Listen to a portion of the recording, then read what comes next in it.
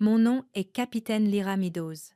J'ai porté cet uniforme pendant plus d'une décennie, à travers 12 pays, 5 bases et plus d'appels tard dans la nuit que je ne peux en compter.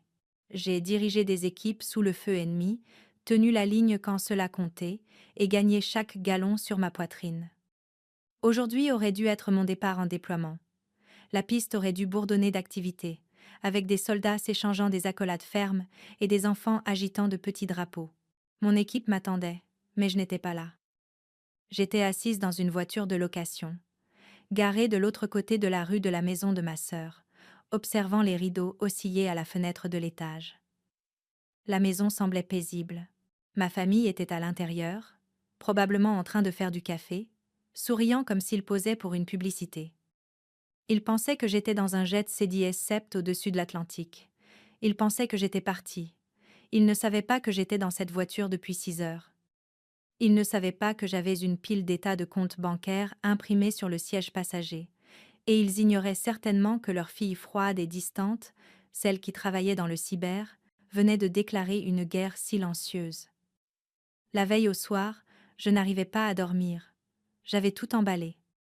Mon vol était prévu pour 0700, mais quelque chose dans ce départ me semblait plus lourd que d'habitude. Alors j'ai pris une petite boîte emballée, un cadeau pour mes parents, une rare photo encadrée de leur anniversaire de mariage, et je suis allée en voiture chez Anna. Elle vivait juste en dehors de la ville, dans une nouvelle construction, avec un jardin paysager que mes parents avaient payé. Ils étaient restés chez elle pour la semaine, l'aidant à s'installer. J'ai pensé laisser le cadeau sur le comptoir de la cuisine, un adieu discret. J'avais encore l'ancienne clé de son premier appartement. Je suis entrée discrètement, le verrou cliquetant comme toujours. La maison était sombre, sentant la peinture fraîche et les bougies chères. J'ai appelé doucement. Maman? Anna? Personne n'a répondu.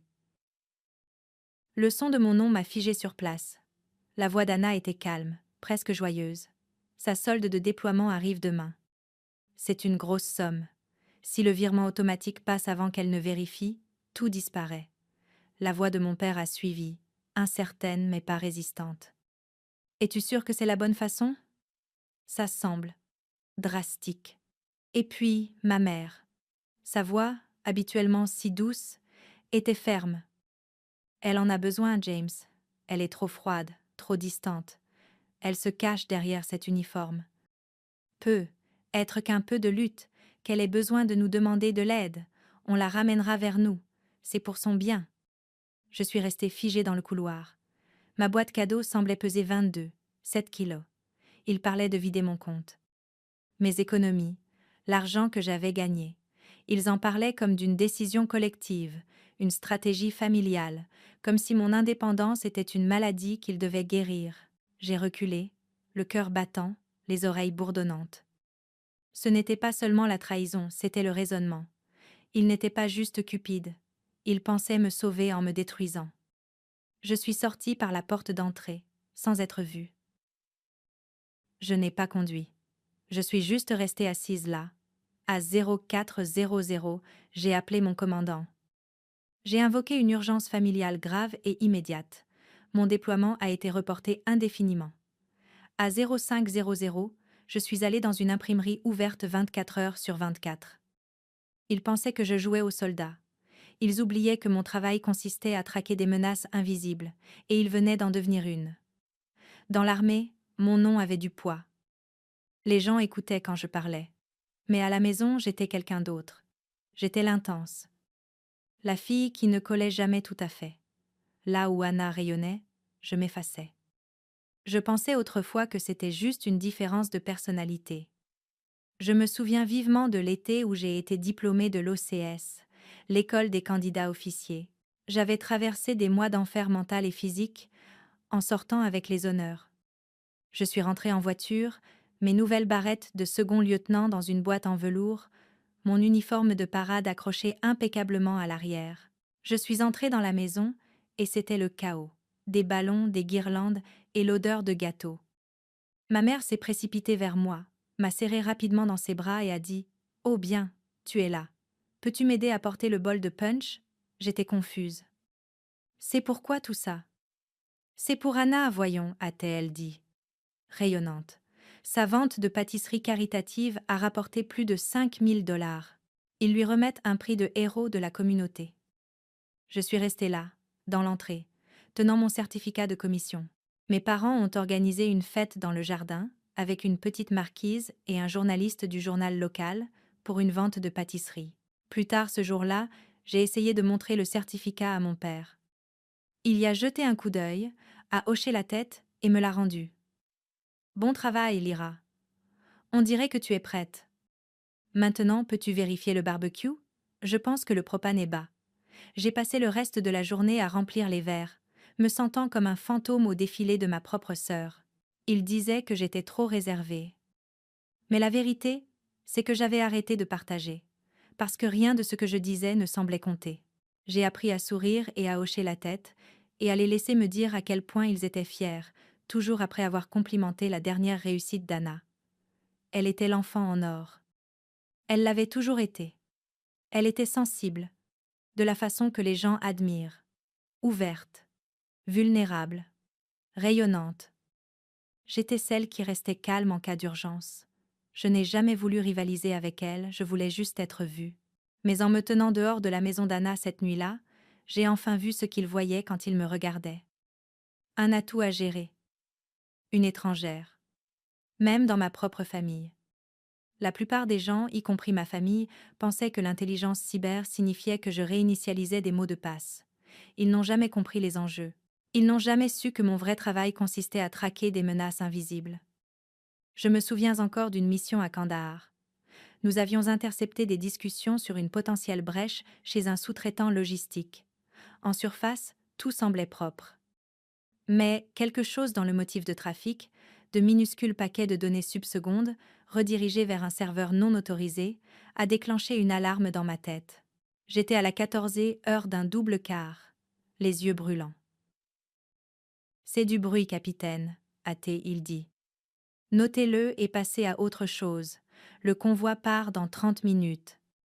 Monsieur, ai-je dit. Ma voix était calme mais ferme. Ce n'est pas du bruit. C'est un masque. Quelqu'un fait du piggyback sur les manifestes d'expédition automatisés. Le timing est trop précis. Vous n'avez pas de preuves, a-t-il dit, agacé. Vous avez un pressentiment. On n'arrête pas un convoi prioritaire pour un pressentiment. Notez-le. Il s'est éloigné. 30 minutes. Le convoi transportait des fournitures médicales et une nouvelle unité de purification d'eau. Plus de 60 soldats. J'avais un choix, obéir à l'ordre et le noter, ou enfreindre le protocole. J'ai ouvert un canal sécurisé pair à pair, contournant mon commandant, et j'ai envoyé une alerte flash directement au commandant du convoi. Alerte. Viking 3. Votre itinéraire est compromis. Ne procédez pas. Je répète, ne procédez pas. Arrêtez-vous et attendez de nouveaux ordres. Avoc. Avoc était mon indicatif. Je venais de risquer ma carrière. Pour 20 minutes d'agonie. Il y a eu un silence. Mon superviseur est revenu. Qu'avez-vous fait, Meadows? Avant que je puisse répondre, la sirène d'alerte a retenti. Le bruit que j'avais détecté était un déclencheur. Une série d'IED avait explosé sur l'itinéraire exact que le convoi était censé prendre. Mon superviseur a blêmi. Ce jour-là, personne n'a tiré un coup de feu. Aucune médaille n'a été décernée. Mais 60 soldats sont allés à la cantine pour dîner ce soir-là, au lieu d'une évacuation médicale. Ma famille ne pouvait pas traduire ce genre de force. Pour eux, le succès portait un sourire et distribuait des cupcakes. Ce que je faisais semblait froid. Ils n'ont jamais vu le poids de tout ça. Je n'ai pas dormi. Au lieu de ça, j'ai ouvert mon ordinateur portable sécurisé dans cette voiture de location sombre. Ce n'était pas une question de sécurité nationale. C'était personnel. J'ai lancé une trace médico-légale sur mes propres comptes bancaires. L'argent que j'avais envoyé à mes parents pour qu'ils le gardent, le bonus de mon dernier déploiement, avait tout disparu. Redirigé. La redirection passait par un compte passerelle temporaire. Juste assez sophistiqué pour esquiver l'alerte automatique d'une banque civile, mais pas assez intelligent pour éviter quelqu'un comme moi. J'ai suivi la piste numérique, mes doigts volant sur les touches. La destination finale? Un compte d'épargne à haut rendement ouvert 3 semaines plus tôt au nom de A. Jensen. Jensen. Le nom de jeune fille de notre mère. Néglige. Arrogant. L'email de récupération pour le compte était celui qu'Anna utilisait à l'université. J'y étais. Mes doigts ont plané une seconde. Mon cœur battait la chamade, mais mes mains étaient stables. Ce n'était qu'une autre brèche. Je ne faisais que trouver la menace. J'ai lancé une recherche plus large. C'est là que le deuxième motif est apparu. De petits retraits réguliers du compte de retraite de nos parents. Pas une erreur unique. 2 ans de mouvement, tous menant au même compte A. Jensen. La trahison n'est pas venue avec des cris. Elle s'est posée avec un calme froid et tranchant. Ce n'était pas juste à propos de moi. Anna n'avait pas juste volé mon argent. Elle avait volé aux personnes mêmes qui l'adoraient. J'ai pris une profonde inspiration, me recentrant. Ce n'était pas une question de colère. C'était une question de précision. J'ai commencé à prendre des captures d'écran. ID de transaction. Horodatage. Adresse IP. Chemin de routage. Des faits. Qui ne mente pas? Au lever du soleil, j'avais tout ce dont j'avais besoin dans une enveloppe Kraft, imprimée et organisée. Je n'étais plus juste la fille blessée. J'étais la seule personne dans toute cette famille qui pouvait voir la vérité et la prouver. Je me suis dirigée vers la porte d'entrée à 8 heures, juste au moment où mon père prenait le journal. Quand il m'a vue pas en uniforme, mais en jeans et pull noir unis, son visage a blêmi. « Lyra, qu'est-ce que tu fais là? Ton vol ?» Mon vol a été annulé. J'ai menti sans hésiter. Urgence familiale grave. Puis-je entrer? Je suis entrée dans la cuisine. Ma mère et Anna étaient assises à la table, riant autour d'un café et de viennoiseries. Leur rire s'est éteint à la seconde où elles m'ont vue. « Lyra, chérie, qu'est-ce qui ne va pas ?» a demandé ma mère, la main sur la poitrine. « Tout va bien ?»« Non, » ai-je dit. « Ça ne va pas. » J'ai posé l'enveloppe Kraft sur la table de la cuisine avec un bruit sourd et lourd. « Qu'est-ce que c'est ?»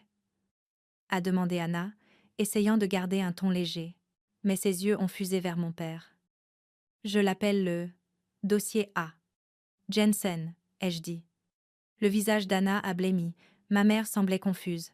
« Jensen? Comme ma famille? Je ne comprends pas, » a dit mon père, s'avançant. « Je sais que tu ne comprends pas, ai-je dit, ma voix dangereusement calme. Ça a été le problème. Vous pensiez tous que j'étais juste une soldate froide et distante. Vous avez oublié ce que je fais vraiment dans la vie. J'ai ouvert l'enveloppe. Je n'ai pas crié, je n'ai pas pleuré. J'ai sorti la première page. C'est mon bonus de déploiement. 12 500 $. Et ça, ai-je pointé la ligne suivante, c'est le numéro de routage pour un compte d'épargne à haut rendement au nom d'Anna Jensen, un compte lié à ton ancien email de récupération universitaire, Anna. Lyra, ne sois pas ridicule, a commencé Anna, essayant d'en rire. C'est insensé. Tu es stressée par ton travail. Tu ne penses pas clair. Est-ce que je ne le suis pas, ai-je dit, en glissant la page suivante sur la table. C'est votre compte de retraite, maman, papa. Et ce sont les retraits. 53 d'entre eux, sur 2 ans. De petites sommes au début, puis plus grosses. Tous menant au même compte A, Jensen. Ma mère a fixé le papier, les mains tremblantes. Mon père a regardé Anna. Son visage, qui avait été confus, se durcissait maintenant en quelque chose que je reconnaissais. Une rage froide et contrôlée. « Anna, a-t-il dit, sa voix dangereusement basse. Qu'as-tu fait ? » J'en avais besoin, a-t-elle finalement crié, passant en mode victime, comme un robinet qu'on ouvre. Vous ne savez pas à quel point les choses sont chères. La maison, la voiture, je devais. Et Lyra, elle n'utilise même pas son argent. Elle le garde juste. Je l'empruntais seulement. Donc, tu l'as pris de nous aussi, a murmuré ma mère, les larmes aux yeux. J'allais le rembourser. Non, tu n'allais pas, ai-je dit, ma voix tranchant ses sanglots. Tu attendais que je sois déployée. Et ensuite, tu allais vider le reste. Tu allais les laisser perdre cette maison, je vous ai entendu. Je me suis tournée vers mes parents. Vous vouliez un peu de lutte pour me ramener à la famille. Vous pensiez que j'étais trop froide. Vous étiez prêts à cautionner le vol de mon argent. De l'argent que j'ai gagné en zone de guerre. Tout ça pour me réparer. Mon père n'arrivait pas à croiser mon regard. Il fixait juste la preuve sur la table. L'enfant en or était une voleuse, et la fille froide était la seule qui l'avait vue. Vous vous inquiétiez de la mauvaise fille, c'était tout. Pas de discours, pas de pause dramatique. Juste la vérité. Jetée dans le silence, comme une pierre dans l'eau profonde. J'ai pris mes clés de voiture sur le comptoir et je suis allée à la porte. Derrière moi, le silence s'est enfin brisé. Mais ce n'était pas des excuses. C'était la voix de mon père. Pas en colère, mais brisée. Anna, comment as-tu pu? Je n'ai pas attendu d'entendre la réponse. Je suis sortie au grand soleil, je suis montée dans ma voiture et j'ai continué. Mes bottes ont frappé le chemin de gravier avec un rythme qui ressemblait plus à la liberté que tout ce que j'avais connu. Je n'ai pas regardé en arrière vers la famille encore assise dans l'ombre de ses propres choix. J'avais déjà dit au revoir. Pas juste à eux, mais à la version de moi-même, celle qui essayait sans cesse de gagner. Ce qui n'était jamais offert librement. Cette partie de moi était partie maintenant. Ce qui restait était quelqu'un de plus fort. Quelqu'un d'entier. Quelqu'un enfin sans peur de s'en aller. 1 an plus tard, mon bureau surplombe l'horizon de Bruxelles. Je dirige une force opérationnelle cyber-conjointe avec l'OTAN, Interpol et 3 agences nationales. Nous traquons les types de menaces numériques qui me gardaient éveillée la nuit. Maintenant, je dirige l'équipe qui les arrête, avant qu'elles n'atteignent nos frontières. Mon badge dit commandante, mais c'est plus qu'un titre. C'est une reconnaissance de chaque choix que j'ai fait, chaque ligne que j'ai tracée, chaque fois que je me suis levée pour ce qui comptait. Mon équipe me connaît non seulement comme une leader, mais comme quelqu'un qui a traversé le feu et en est sorti plus aiguisé, plus clair. Parfois, des messages arrivent encore de la maison. Des textos discrets de mon père pour prendre des nouvelles. J'ai entendu qu'Anna est en conseil financier. Ma mère a envoyé une carte. Je les lis comme des dépêches d'un endroit où j'ai vécu autrefois. Ils ne font plus mal. Ils n'atteignent plus qui je suis maintenant. Parce que cette vie, cette équipe, ce but, je l'ai construite sans excuse. Mon unité m'appelle par mon nom, pas par mon grade, quand nous ne sommes pas en service. Ils font confiance à mes décisions. Ils me soutiennent sans question. Et quand ils célèbrent mes victoires, ils le pensent. Je pensais autrefois que la famille était quelque chose dans quoi on naissait. Maintenant, je sais mieux. La famille, c'est ceux qui se présentent quand la fumée se dissipe, qui croient en toi quand c'est calme. Qui reste? Si vous avez déjà dû vous choisir en premier, même si cela signifiait s'éloigner des gens qui vous ont élevé, je veux que vous sachiez quelque chose. Vous n'êtes pas seul. Ce choix demande de la force, pas de l'égoïsme. Parfois, nous passons des années à essayer de gagner de l'amour dans des endroits qui n'ont jamais été sûrs au départ. Et quand nous arrêtons enfin d'essayer, le silence peut sembler lourd. Mais il y a de la liberté dans ce silence. Il y a de la paix à devenir sa propre maison. Si cette histoire vous semble familière, si vous y avez été, j'aimerais l'entendre. Partagez-la dans les commentaires. Cet espace n'est pas seulement pour ma voix, c'est pour toutes les nôtres, parce que votre valeur ne vient pas de ceux qui vous ont blessé.